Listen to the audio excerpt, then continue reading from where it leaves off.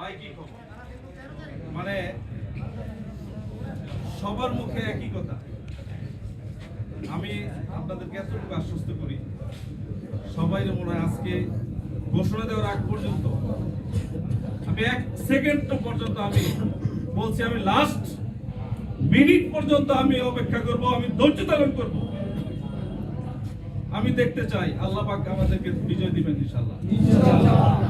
আমি খায়রুল ভাইকে বলছি, ভাই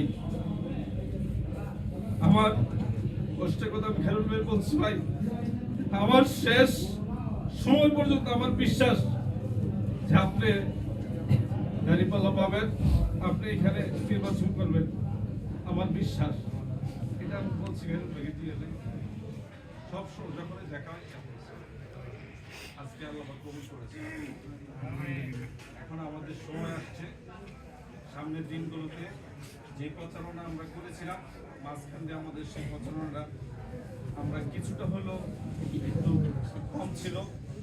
এখন আমাদের সময় আসছে সামনে এটার কাজ আমরা দ্বিগুণ তিনগুণ করে আমরা এগিয়ে নিয়ে যাবো। আর যেখানে যেই দায়িত্ব আসবে শতভাগ এই দায়িত্বটা আমরা পালন করবো ইনশাআল্লাহ। এখন আমাদের সময় নেই, সময় খুব কম, অল্প